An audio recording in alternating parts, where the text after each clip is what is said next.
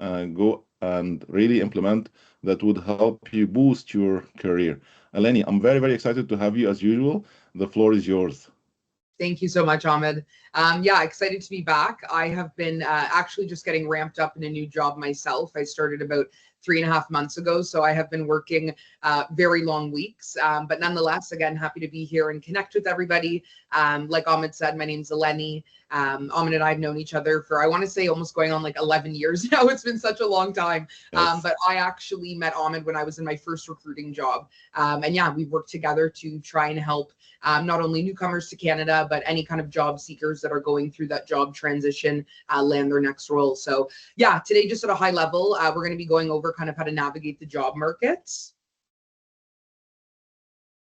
Perfect. So yeah, we're going to go over an intro. I'll introduce myself a little bit more in depth, taking a look at the job market in a whole, what you should be doing as a candidate or a job seeker, really managing expectations, because I think in today's climate, that's very important. And then Q&A. We have an hour. We're about 10 minutes in now, we'll say. So I'll say probably about 30 minutes. I want to keep open for questions. Again, if you have any kind of dying questions throughout, feel free to write them in the chat. And Ahmed, you can lean in when you think it's appropriate.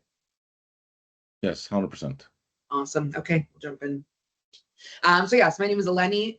I am a TA or a talent acquisition specialist that specializes in go-to-market hiring at early stage tech companies.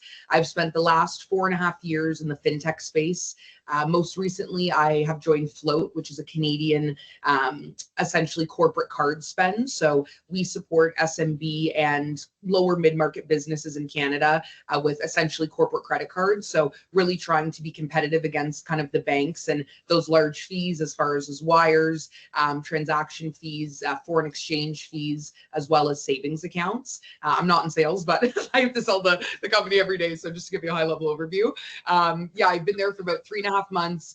Before that, I was at 2 US startups, both still in the fintech space, supporting banks and credit unions, and they were 2 AI companies.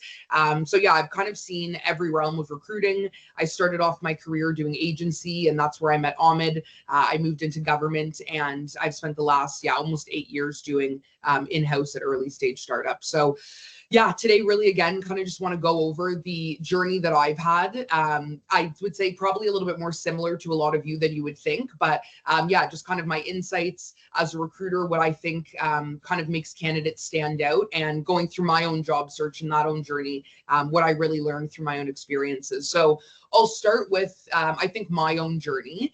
So I have worked at 4 early stage companies. I have known for a while that that's where my heart and my passion lies. Not to say I couldn't see myself at a larger company, but I really do like the autonomy that smaller companies allow individuals, and there's a lot more cross functionality. That being said, there is a risk to joining small companies, just like large companies, but I myself have been part of 2 layoffs in the last 4 years, where my whole team has been dismantled. We would go and do another round of fundraising, and unfortunately, again, they laid my whole team off. So I've been on the job search twice, again, like I said, in the last 4 years, and I empathize so much for anyone and everyone that's going through it. I'm Canadian. I was born in Canada. Both my parents were. I have extensive experience, and it was still one of the hardest things to this day that I had to go through. The first time that I was laid off was in 2021. Very different job market than the job market that we're looking at today. And throughout the slides, I'll kind of go through a little bit more of like the statistics and where Canada sits as far as unemployment. But it is definitely an emotional journey. It's a journey that is definitely not one, especially if you have to do it alone. It's not an easy one, but there are definitely ways to be proactive, be positive, and continuously be refining your skills throughout your search. So again, like I said, the job market today in 2025 looks very different than it did even from 2023, 2021. We just think about how COVID really impacted the job market, especially in tech. So many companies did so much mass hiring, and we've really been seeing throughout the last, I would say, 2.5 years, that trickle down and that dwindle of hiring. I would say that it is a lot harder to get a resume in front of not only a recruiter, but a hiring manager, and then a panel, and then to offer than ever before. before, especially, again, if you don't have Canadian experience. So I want to try and talk to the whole group, and I'll try and lean in a little bit more on people that might have a little bit more Canadian or US experience, and then maybe some people are newcomers, or they don't have as much, we'll say, North American experience. But I would say, yeah, it's all about, again, being strategic and being motivated. I would say the one thing that I find amongst even my friend group and people that I know is that they'll apply to, like, let's say 20, 30 jobs on a Saturday, they don't hear back. And then 2 Tuesdays later, they'll apply to 10 more jobs. Applying to jobs and looking for jobs are all about being proactive, and every single day, whether it's 30 minutes, whether it's an hour, whether it's 10 minutes, seeing what is out on the market, because speed to the job matters so much. When recruiters are going through their applicant tracking system a lot of the times, and as well as LinkedIn, if they're not pulling a specific search, they're going from date of applied. And the sooner that that role gets posted and the sooner you apply, the better you have a chance of being seen from the recruiters. Because normally, again, first few days, recruiters are excited, they're going through early applicants. So you want to make sure that from a proactivity standpoint, you're ensuring that, like, you're engaging with these jobs the second that they get posted. So these are just some stats on the job market in Canada today. Like I said, it's absolutely brutal compared to what we've seen. And we have a lot of newcomers, again, coming into the country and really struggling just based on the visa status or duplication or even application. A lot of companies right now are not kind of duplicating any visas, or they're only taking citizens. They wouldn't take like a PR or somebody on a work permit. So it's really important to keep in mind that if you are somebody that's new to the country, you are going to be a little bit more limited as far as what companies will be willing to take you on, just because of, again, that visa status. If we look at this, again, it shows that outside of the pandemic, we right now have the toughest job market. And I think people need to give themselves a little bit more grace when they go into applying for jobs. Because you've been doing something for a long time doesn't necessarily mean that it's going to be easy to get a job. Like I said, the first time that I went through that round of layoffs, it took me about 4.5 months to find a new job. And then the second time, it took me about 3.5 months to find a new job. And that was applying every single day, using my network, going on LinkedIn, and not to say, again, that I didn't have interviews. Some, again, decided not to move forward with me. I decided not to move forward with them for whatever the reason was. But at the end of the day, even just getting those interviews are really where I find that most people are getting stuck.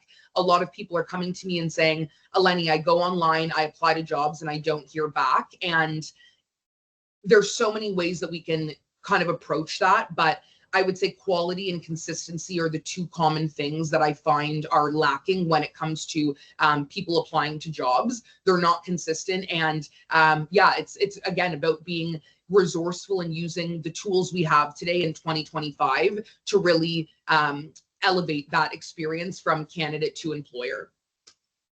So AI and automation in hiring, again, we look at ChatGPT, we look at all of these tools, and I have a list of them later on in the presentation, but recruiters are using AI as well. A lot of our applicant tracking systems now have AI features where we can take a job description, we can have 600 applicants and use AI to say who is the top 10% of candidates that will match, you know what I mean, through that job description. So sometimes recruiters, not myself, but a lot of recruiters aren't even actually going through the resumes. The resumes are just being pulled by those kind of keyword searches. So when it comes to kind of AI, a lot of companies as well, and we just actually tested this out, are tools that are like robotic interviews before you like move on to meeting with people. They, again, don't have the time or the capacity, a lot of these companies, to be meeting with 50, 100 candidates for some of these roles. So they're using more AI and automation to really help vet candidates. While it's an amazing thing, it also takes away that human experience and that like personal touch. So while again, AI is really leveraged, the companies that you want to work for, hopefully again, have a human on the other end. Who else is not loving their robot? Yeah. For me, again, I don't use that. We decided, again, not to go with the tool because of how high our bar for talent is as well. I just don't think it would have done anyone a justice. So yeah, we've decided not to go through that. But all that being said, when AI is being used and there isn't a set of eyes going over each individual resume, even more so, you need to customize your resumes, not to every single job, but make sure you have keywords for whatever your field is or whatever, again, vertical you're going after to somewhat pull from that job description. Because I will say probably at this point, 50% of the resumes are not getting actually viewed by people. They're getting viewed just by AI tools. Outside of that, your skills and your resume, again, super important, because even though a lot of people do apply on LinkedIn, a lot of companies still go to like their main repository of candidates, and that's going to be the job website. So you want to make sure that you have a skill section on your resume is up to date and in alignment with your LinkedIn. We really use LinkedIn as the source of truth. A resume, a lot of tech people, and I'm not going to assume that they lie, but you can massage your resume, whereas LinkedIn, it's a little bit harder because, again, it's public facing. You can't really change your titles that often on LinkedIn. It would look crazy if you did like project manager one day and then like executive recruiter the next. So a lot of hiring teams do tend to use LinkedIn as the source of truth. So as we go through, again, I'll show a screenshot of my LinkedIn and what it looks like to be open to work, and what kind of key tags you can put in your profile as well. Another thing that we find right now, I work at a company that we are hybrid, and a lot of people do not want to be hybrid. And I didn't realize that until joining a company that does have a hybrid office. I absolutely love it. I think being able to work closely with the people that you work with and having that kind of water cooler talk and banter has been super important. And I think it is what's missing out of a lot of the roles that we see today, that full kind of hybrid remote kind of world has, I think, taken a toll on people. So I would say be open to either, but obviously make sure that it's realistic to you as well. I would say definitely increase competition for fewer roles. And this is definitely where I want to speak more to newcomers, because, again, it is competitive. We are not only competing with, again, fellow newcomers to the country, but also with Canadians that are out of work. And unfortunately, there is most likely, again, a known bias towards Canadian experience. A lot of companies are thinking about, again, efficiency and ROI and who can come in and make the biggest impact as quickly as possible and really kind of understand the ecosystem that they're playing in. So what you should be doing as a candidate. First thing, if you are like laid off, create a budget, understand what your financial means are and how long you can afford to not have a job. A lot of people, again, maybe they haven't been laid off or they haven't had to search for a job in a while and really underestimate the time duration that it takes to find employment. Not only do you need to find the job, you also need to go through the interview process. And let's say you have to go through multiple interview processes. If you get multiple interviews, they all stack up. And I would say on average, you're looking at about a minimum of 3 months to find a job from beginning to end. So financially, you want to make sure that you have a budget and something that you can fall back on from a, again, financial security standpoint. Set timelines for yourself. Understand, like, if I don't have an interview in the first 30 days, this is how I'm going to regroup. This is how I'm going to reprioritize and maybe look into, let's say you're in a director role or a senior director role, potentially looking on going a little bit more junior if you don't, let's say, have Canadian experience. Outside of that, I would say really understand and plan for the role that you're seeking. Again, going back to employers wanting to kind of see that ROI and really early impact and efficiency as soon as people come into an org. I would not recommend changing jobs when it comes to fields or titles if you desperately need a job. And even if you just want to, again, ensure that it might not be a kind of a first in, first out situation, stick to what you know. I know a lot of people will say maybe unsettled or unhappy in their job, and I would never kind of recommend to stay somewhere that like you're genuinely unhappy. But if you are good at what you do and if it brings you joy, I don't think that this is the time or the market to be making that shift. And I honestly, the last 18 months, I don't think it's been the time to make that shift. Large companies, again, are looking for efficiency and they want people that can ramp quickly. And smaller companies, while they're a little bit more flexible on bringing in people that might not have everything that the job description had posted, they are really looking at ramp time and how long does it take people to come in and start making an impact and really, again, showing that return on investment. make a best and worst case scenario. So like best case, I get a job in 30 days. This is what life looks like. Worst case, I don't get a job in 6 months. What are the plans that I can set up, from refining your skills, understanding the job market, who you can reach out to and what tools you can leverage. The days go by very slow sometimes, but very fast as well when you don't have a job. And I remember I looked back at one of my stints, and it was like 8 weeks had passed, and I was like, oh my gosh, like, where did 2 months go? Before you know it, you know what I mean? You're at that 3 month, you're at that 4 month, and then you start thinking, like, how do I explain a 6 month gap on my resume? It's because it's hard to find a job.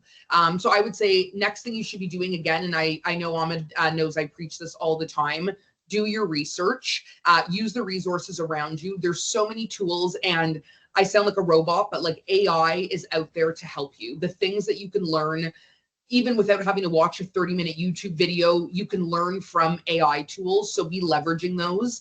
I will say, definitely don't rely on it for everything. And especially when it comes to like a resume or applying to a job, if they have like a list of questions that they're asking, use AI to help refine your communication, but you don't want to depend on it solely for your communication.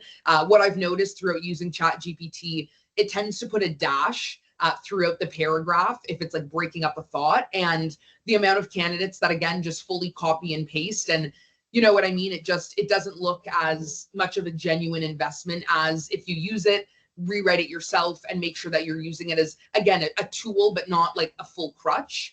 I would be saying networking and webinars. One thing that I did throughout my time trying to find a job, I joined as many webinars as I could, and I would reach out to the hosts of the webinars. So if Ahmed was hosting a webinar, I would join, and then I would send a message either via LinkedIn or via email after, and I would say, love to grab a 15-minute coffee break. That is how you build a network when you don't even need to leave your house. This is something this person already clearly has wanted to come out and show value with, whether it's like a webinar on how to hire, how to recruit, how to use an ATS, how to leverage LinkedIn, how to build a network of developers, or whatever that case is. So try to be thoughtful in how you're spending your time.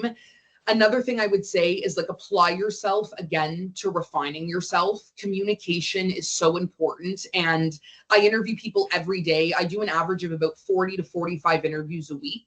And I've been doing this for a very long time.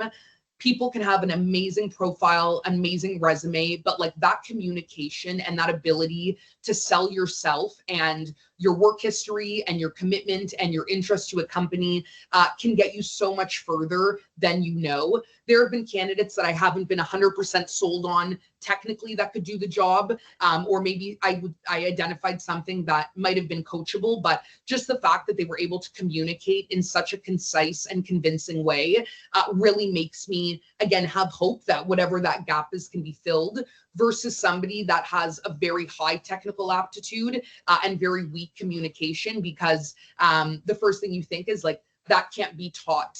That is something that needs to be learned, and it comes with practice. So I would say definitely be refining your communication and delivery while you're not working. Outside of that, apply yourself. So as a recruiter, this drives me crazy, but it works. So I wanted to share it with the team. Last week, I had a candidate reach out to myself, somebody on my team, one of the hiring managers on a team that they hadn't applied for, and one of our entry-level BDRs, which is like a business development representative. They sent us essentially the same message, but they targeted people at every single corner of the business. A leader, myself on recruitment, somebody that was entry level, and somebody that was, again, irrelevant to them. And it was kind of a random reach out. So the person who like really wasn't relevant to the search was like, hey, Elenni, really random, but this person reached out to me. So by the end of the week, I had 4 people that had reached out to me internally about a candidate that was for a role, again, I wasn't even hiring for. But if you get your name enough in front of people within a company, this, again, mind you, we're a smaller company, we're 160 people. So if you're applying to like an Indeed or a Microsoft or something of that nature, it might be a little bit harder. But yeah, in essence, this person hunted us down and tracked us down and used, again, the resources that they had, and ended up getting the resume in front of us. And I forwarded it to the hiring manager. Even if they're not qualified, just that conviction and like the commitment to trying to get their name in front of us, it does hold weight. So I would say that's one great way to approach, again, a hiring team. I would always say apply to a role. If the role is still posted in a month and you haven't heard back, I would reapply. I don't think there's anything wrong with applying to a role twice. 3 times is probably a stretch, but a lot of the times too, maybe some roles are just posted to kind of garner like a pool of candidates. So if you do see a role posted, I wouldn't be embarrassed to reapply. Another thing that candidates have started doing is, I think just, I don't want to say using common sense, but emailing me, and my email isn't like out on the web, but you can just almost imagine anytime somebody's at a company, it's their first dot last name at, and then the company's domain.com. So my email is elenni.barell@floatcard.com, and candidates have just figured it out and just started emailing me directly saying, hi, saw this role, would love to chat. And it doesn't happen often. So when it does, I'm normally always going to click into that email and look at that resume. So that is another thing that I definitely would recommend as far as like just how to kind of go about the beaten path on connecting with the team or getting your resume in front of anybody. So this is a screenshot, sorry, of my LinkedIn page, and I want to go over a few things just to kind of highlight how to make yourself more visible if a company is doing a search for candidates, how you can be pulled and popped up. So as you can see here, my name, the company that I currently work for. Here you see, here you see I have go-to-market talent, the company, FinTech, SaaS, AI, finance, startup, financial services, Series B. When recruiters go to do a search on LinkedIn, they are going to be pulling up keywords. And a lot of the time they're looking for candidates that have specific, again, profile skill sets. So someone that's worked in FinTech or financial services, somebody that knows SaaS, somebody that's been at like some sort of series, like any Series A, B, C, because I have the word series in my header, it's going to pull me. You don't want to put 900 things in there. You want to do what's most relevant to your profile. But that's another way when recruiters are searching that you're going to be able to be pulled. Outside of that, open to work. I have it only open, and I have a job right now, and I'm very happy in my job. But the easiest time to find a job, I've said, is when you have one. So I would always say take every call, take every interview that come your way. So open to work. Decide what titles you want to put. If you do want to, again, kind of explore different options, you can do open to work, but then set it to only recruiters can see you. If you're in a job, you might not want to know, or you might not want your current employer to know that you are doing job searching. So definitely make sure that it's open to, but then there's a little toggle that says recruiters only. Outside of that, I would say try and have over 500 connections. Again, it's an optics thing. It just shows that you are engaged in the community. Follow as many pages as you can that are like pertinent to your interests. If you go on, again, ChatGPT, you can literally type in what are the top 10 companies that are hiring right now remote within Canada in tech. They'll give you that list. Go follow it. Set your LinkedIn job notifications to every single company that you like as well. You can get job notifications on not only the roles you're looking for, but just in general. If my company's hiring, you see a role that you're qualified for, any job that gets posted, you'll get notified for that. So this is just a quick screenshot of what my resume looks like. It's not up to date, it should be, but just wanted to give everyone kind of a high level overview on just kind of a clean, simple flow. Mine is 2.5 pages. I always say try and keep it 2, but 2.5 to 3. If it's clean and concise, then I would say, again, recruiters don't mind kind of going through that. So really short kind of professional summary, nothing too long.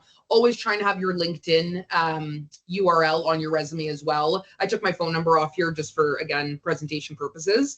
But my email, my name, my phone number normally sits there. Any kind of core competencies or something that would make me stand out as a candidate. Again, doesn't need to be like a massive write-up, but you want to have things that are going to be able to highlight really kind of key and standout accomplishments. And then I like to have resumes, again, just kind of showing who you reported into, what your key goals were, any kind of, again, business objectives that you can highlight.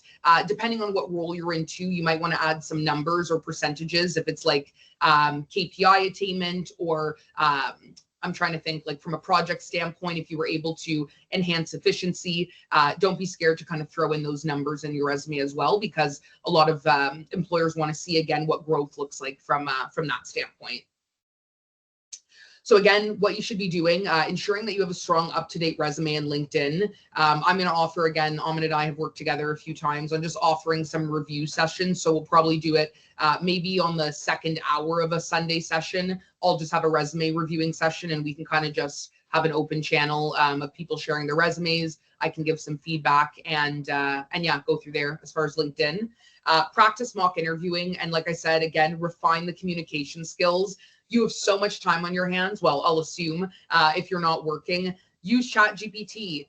ChatGPT, I'm interviewing for a data scientist role. What are some questions that I would be asked from a company that is this size with this many people? You would be surprised, again, how impactful being prepared going into an interview is. I would also say, again, if you are lucky enough to get an interview, do research. We have rejected, I would say, upwards of like 30% of candidates because they did not know about the company when we met them for an interview. The job market is so competitive right now and roles are so scarce. Companies want to know that you are actually committing to, again, you know what I mean, valuing their time. And this is an employer market right now. Again, 3 years ago, it was definitely a candidate market, but right now the employers really do have the upper hand, unfortunately. Like I said, using tools like ChatGPT to clean up your resume, conduct research on the companies, and prepare for the interviews, but don't solely depend on ChatGPT. Like, you have to have some sort of personal commitment to whatever kind of document that you want to upload. Like I said, turn on your LinkedIn notifications for job titles and companies that interest you. The direct outreach, like I said, to recruiters, hiring managers, and team members. There's one site, that I've used pretty frequently to look for jobs, and it's called Built-in. It's a company that publishes a lot of unpublished jobs on LinkedIn. So still fantastic companies that are posting jobs, but it's just more off the beaten path. On the next slide, I have a bunch of companies and job board websites. Ahmed's going to feel free to share this slideshow with everyone so you can have these to refer back to. Again, a bunch of off the beaten path.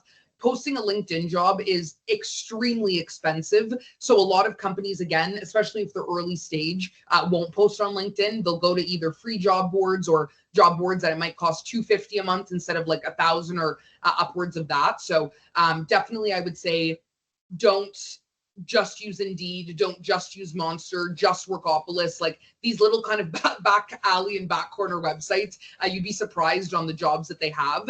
And as Canadians, if there is an opportunity to work for a US company, it's cheaper for an American company to hire someone in Canada, because for what they can get for 70,000 US, they can get someone for like 110 or 120 or whatever that conversion is here. So don't be scared to apply to those jobs in the States.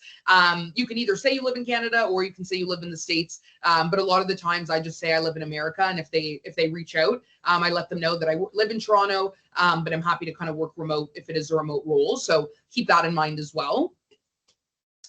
These are other AI tools that are similar to ChatGPT. So I know ChatGPT is the main one that everyone really kind of lives and breathes for, but there are also another great group of tools here. I would say one thing that I have used tooling for the most is when I'm meeting and when I'm having coffee chats and when I'm having networking chats, I have an AI note taker on my screen.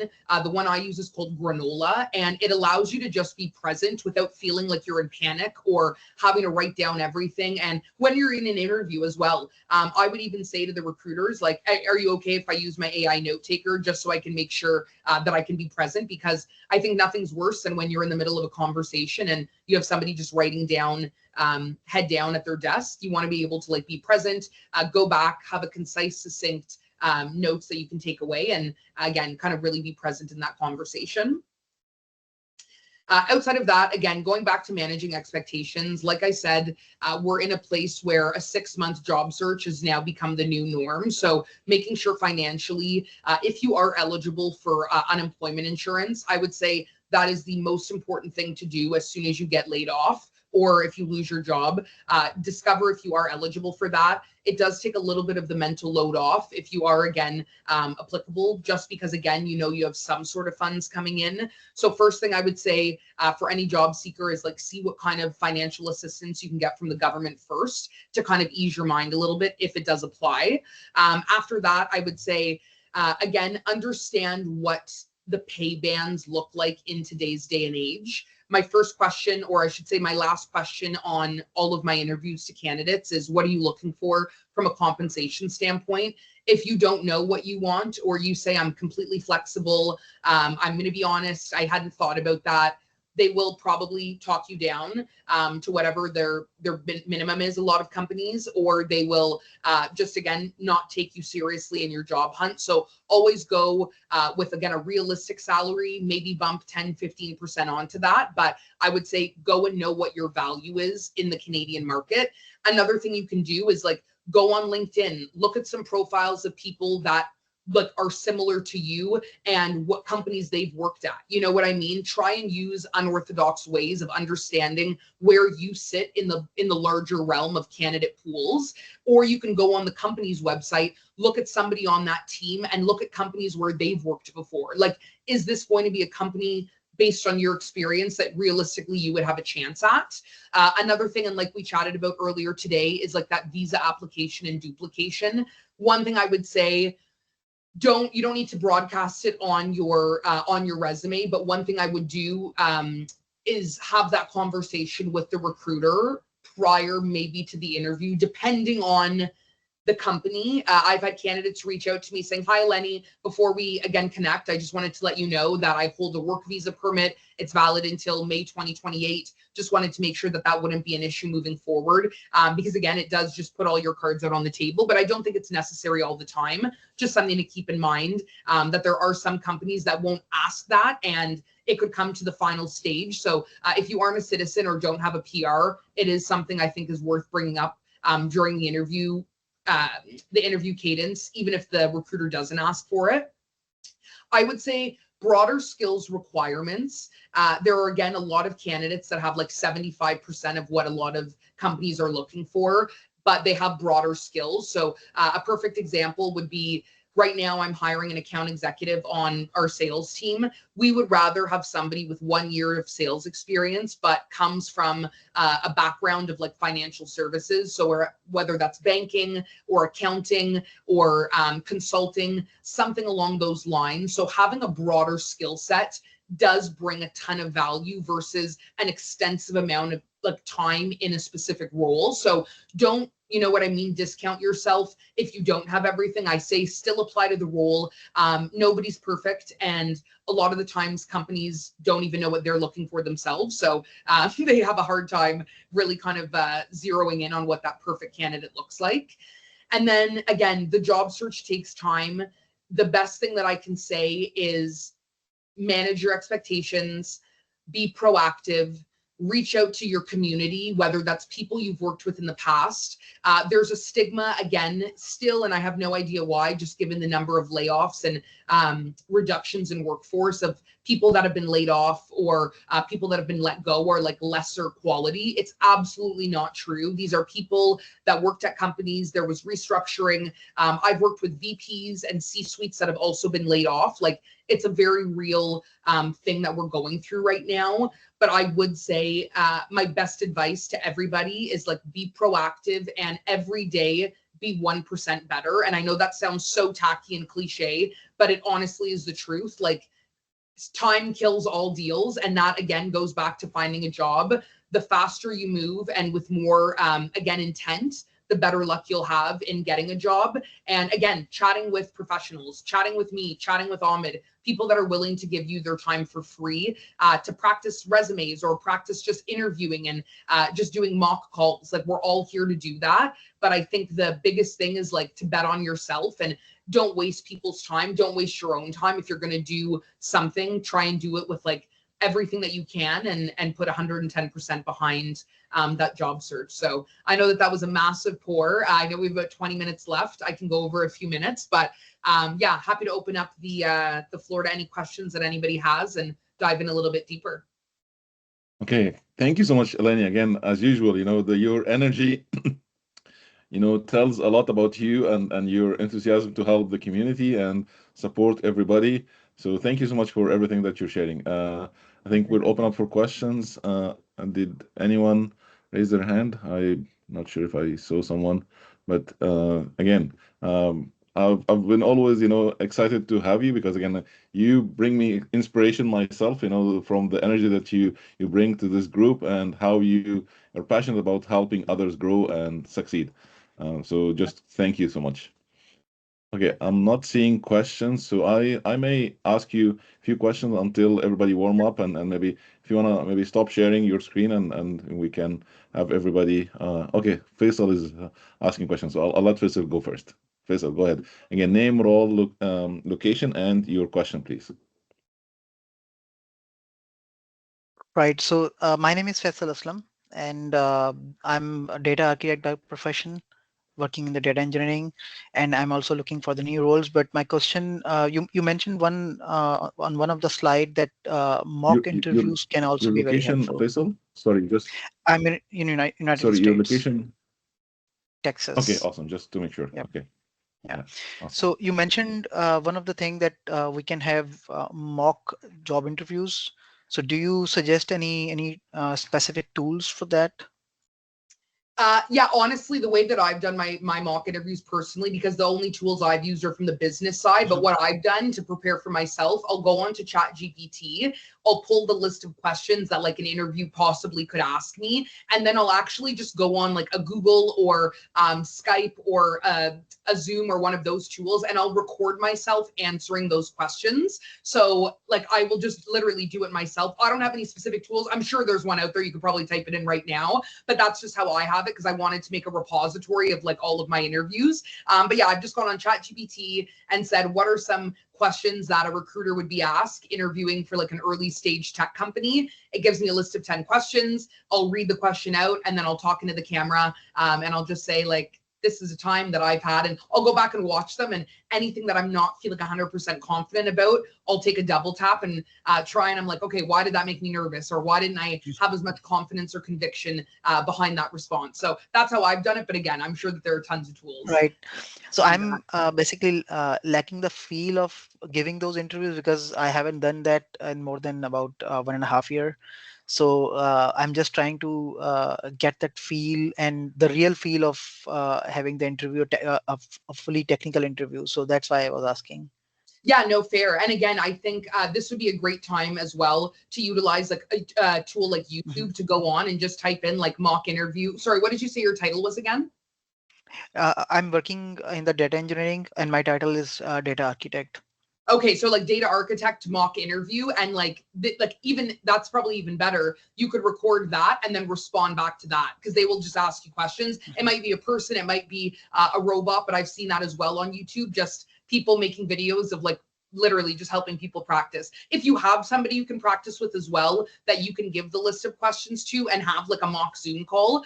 Again, I know on the technical side, a lot of the time it's like paired coding or some sort of a technical side for the interview, but just for the communication side, I always think it's great to be able to practice. Thank you. You're welcome. Thank you. I think next one, Saad. Please go ahead. Again, name, role, location, and your question, please. Hey, this is Zayed speaking. My role is I worked in the fintech industry, similar like yourself, Elenni, and thank you for providing us such insightful, thought into the job market. And my role, I currently work as a business partner for a nonprofit, but I worked in fintech and operations and product in my previous roles. And I'm based out of New York City, New Jersey, New York, but I also lived in Texas for a bit as well. So my question to you, Elenni, is that you hinted on Canadian candidates, right, seeking employment in the U.S. market. How would you, in contrary, right, are there enough opportunities, or are Canadian markets interested in U.S. candidates, someone who may be seeking employment in Canada? Yeah, honestly, it's much harder because the exchange rate absolutely demolishes us here in Canada.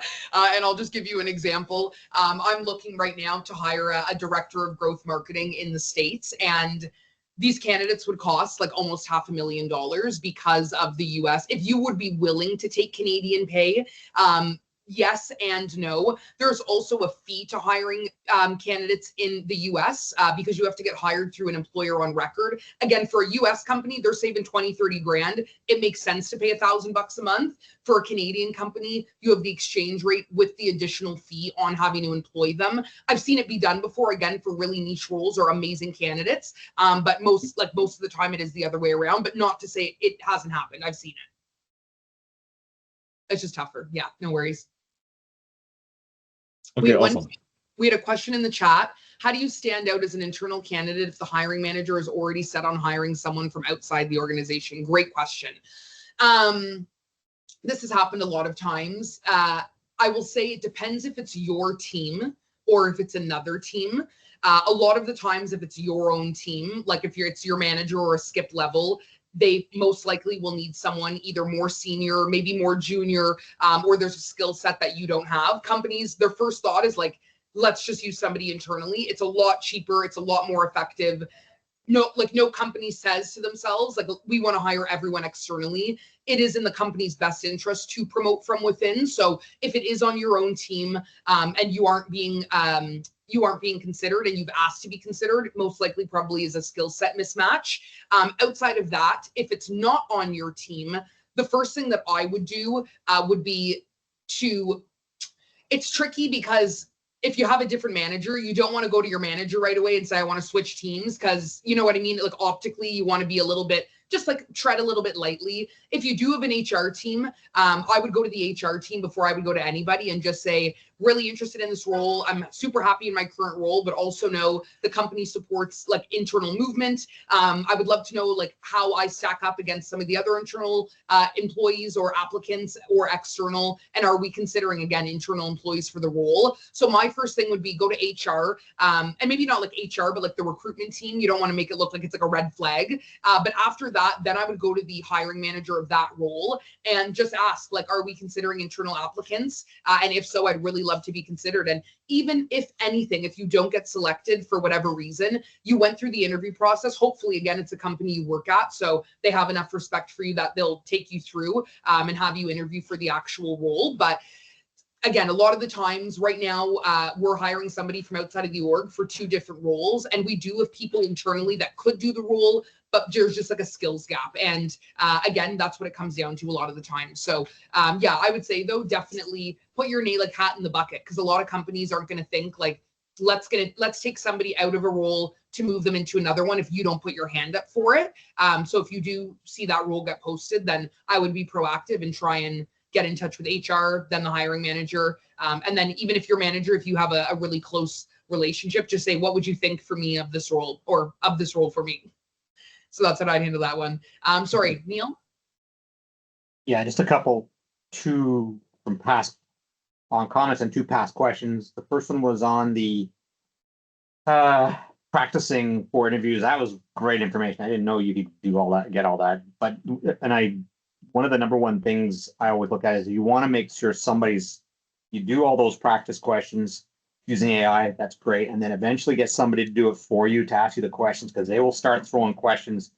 It'll give them the latitude to throw questions at you as a side questions to kind of get you off base, because that's what's going to happen in job interviews. They'll ask you a question, then all of a sudden they'll think of something that's not on their list and they'll throw it at you. You won't be ready for that. So you need to have that kind of experience to be, tossed off your game a little bit, to kind of get a little uncomfortable. Career coaches are excellent for this sort of thing. People like Elenni and these people, they know how to do that really, really well. And it's great experience. It just gets you uncomfortable, gets you ready for, the left field stuff. The other one was the working in Canada, but working for a US company. I had this experience already. I didn't get the job. And it was actually, to me, it was pretty funny why I didn't get the job. But basically, one of the reasons we get paid less in Canada is because we're actually way more expensive than the US, because we have so many deductions and payroll taxes as well. To let people go in Canada is more expensive and more difficult than it is in the US, and they see that as a cost. So I had an opportunity. I was getting hired by a small company in the US. I was going to handle tech pre-sale stuff in both Canada and the US, and the HR stepped in and said no, because they tried to fire a sales rep that was in Toronto, and it was so expensive and it was such a pain in the butt. They did not want to hire anybody in Canada anymore because we're so difficult. And I've had this experience with companies I've worked for where they've said, oh my God, you guys are, it takes a year to fire anybody. And it's such a pain in the ass. It costs us so much money. So great, go for these companies, but understand why they're going to pay you probably less, and just expect that we are more expensive. We have rules that they have to stick with. So, and it's just, it was just, to me, it was, I actually totally understood. Felt actually bad for the company. Oh my God, you're small. You're having to go through this crap. I get it. I get it. So anyways, just something to think about. Yeah, Thanks. no, great points, Neil. Oh, there we go. Am I muted? No, you're good. You're good. We have one more question. How to reach out to recruiters on LinkedIn or using tools like Apollo for emails of recruiters, and also how to find, was that find recruiters, or there? I think the sentence got cut off. Sohaib, is that how you pronounce it? Are they still on with us? I think he's just asking about recruiters in general, so you can assume. Yeah. I would like, this is the thing. When I first got laid off both times for 2 months, I paid for the LinkedIn premium. It's $50 a month. It's not cheap, but it allows you to send like in-mails and gold in-mails. I will be honest, reaching out to recruiters, depending on the type of role, we get flooded with in-mail. If you're going to reach out to people, reach out to the team. Like, you will get your resume most likely in front of a recruiter before you'll get it. Like, directly reaching out to the recruiter, do it anyway. But like, I mean, like, use the people within the company. I haven't used Apollo or anything of that for like doing like outreach or anything of that nature. But I would, again, recommend, depending on what situation you're in, do the LinkedIn Gold, because that allows you to send in-mails to the hiring team. It allows you to see who views your profile. Again, just gives you like more heightened insights to jobs and things of that nature. But another tool that I have been recently using, it's called Dripify. It's a campaign tool. I use it to reach out to candidates, but you could use it to reach out to recruiters or companies or anything of that nature. And essentially what it allows you to do is to go in, get a list of a bunch of profiles, and you can send them all targeted in mails. So if you wanted to get a list of 35 or 40 recruiters at companies that you want to work at, and just send like a generic outreach saying like, hi, my name is X amount, or my name is XYZ. Send the in-mail. 3 days later, it will add them a LinkedIn connection request. 4 days later, it will view their profile. So you can set up these cadences where it's constantly, again, trying to push your name to the top of whether it's a recruiter or a hiring manager. So again, tons of different tools and resources that you can use. Hunter.io to find email addresses. Yeah, another great tool. And there's another tool that we use professionally called People GPT. And again, it helps pull the same thing, those queries of emails and things of that nature. But honestly, I will say this, if you go to any company website, a lot of the times they have one person's email on it, whether it's like a CEO's email or somebody on their people team. Look at what that format is. Like, ours is floatcard.com. 90% of the time, it's going to be first dot last name at the company, you know what I mean? Tagline or URL, and then .com. So a lot of the times you don't even have to look for them. You can just, I'll say, yeah, use that more common sense and send those emails. Any more questions? I know we have about 7 minutes left. Yeah, I think Saib raised his hand. So Saib, do you want to unmute and just say the role, name, and location and your question? Yeah, hello everyone. My name is Saib Aburaya. I'm currently living in the US in the state of Georgia, and I graduated with computer science degree from Georgia State University. My question is like I want to ask how companies in Canada like approach sponsorship because I'm currently on F1 OPT STEM sponsor visa, and I want to ask like how the best way like to navigate like companies in Canada like that would sponsor visas currently. Can I ask, is the thought behind the question that you think you'll get a job easier in Canada? Yes. I will say Canada is 100 times worse than the US for the job market right now, for pay, for housing, for cost of living. I'm not saying don't apply. We also, like, as far as our government and how long it takes to approve visas, it's probably doubled the time of the US in certain instances. You're on an HB1 visa right now? OBT. OBT. OBT? Okay, yeah. So in Canada, you would essentially have to go through the process from the beginning, and depending on where you're from, like what your country of origin is, it can take, again, extensive long time. Ahmed, how long did your work permit take to come in when you were originally on it? Did you come in on a work? For coming to Canada or coming to the US? No, coming to Canada originally years Oh, ago. but I that's 11 years back. This whole No, system yeah, was, yeah, it took almost a year. yeah. Yeah.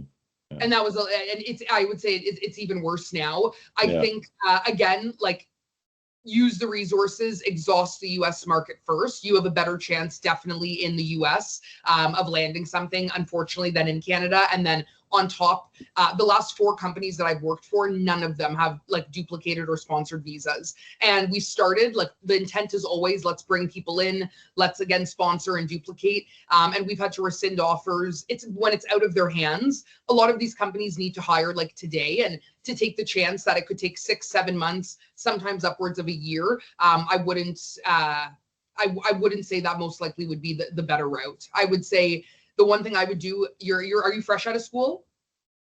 I graduated the December 24. Okay, yeah. What I would do if I was in your position, I would be trying to target as many early stage startups as you can, whether it's 10 people, whether it's 50 or 100, reaching out directly to like the CEO or somebody that like leads their IT and ask if there's any internships. Like, that is going to be the best case. A lot of them do pay. They're not unpaid. They pay internships. All the companies that I've worked at have done like summer internships, whether it's 4 months, whether it's a semester, or even if you're, again, done school, they're looking for smart, like, bright people. So I would say the first thing I would do, and the easiest way to get in, would be through an internship program. But I would say smaller companies have more flexibility on the type of people they can hire. So my first thing would be like, get a list of 30 startups that are remote, so you don't have to move, and I would be targeting those. Okay, thank you, Ellen. Thank you for the answer. You're welcome. Sorry, I wish I would have been able to answer that a little bit better. Oh, this is great. So again, you brought up a very good point, Elenni, about the startups and Series A, Series B, Series C. So do you want to maybe speak a little bit about how to find those companies and what's the best, advantage of those companies versus the big companies or even the smaller ones? Yeah, for sure. So early stage companies, like I said, just have more flexibility on who they're looking to hire. A lot of these companies are hiring people that are coming through referrals. So if you have friends that work at startups, reach out to them, see what they're hiring for. There is the benefit. Number one, they tend to pay a lot better because there's not as many people to pay, and people are doing more than one thing. Like, I'm a recruiter, but I'm also an HR business partner. I pull compensation. I lead internal training as far as like hiring manager goes. I run technology stacks from like our ATS to our AI tools to our outreach to our LinkedIn. So at a larger company, I would just be a recruiter. Everything else would be handled. But at smaller companies, they want people that can be doers, delegators, and wear multiple hats. So that's when your skills really are going to be able to present themselves on a bit of a broader range than if you were at a large company. Benefits of, again, a small company: internal promotions, they happen a lot faster. Again, there's not that many people to pick from, and a lot of the times it's easier to, again, move from within and promote internally than it is to be at a larger company.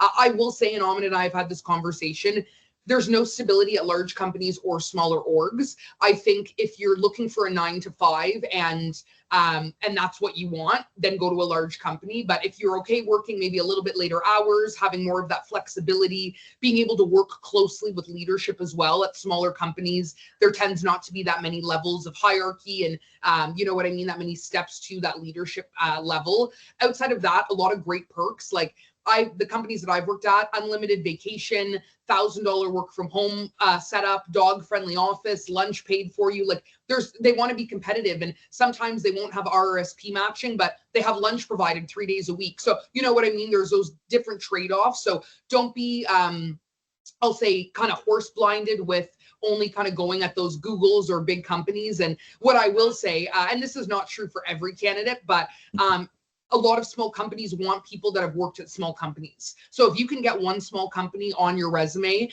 you're going to have a leg up. You know what I mean? If I see somebody apply to a job with Google, Amazon, Facebook, we're most likely not going to hire them because they're not going to know what it's like to operate in our small little ecosystem. So I always say a startup is a great place to make a quick impact fast. There's not a lot of red tape, but it is a hard job. And like I said, it's definitely not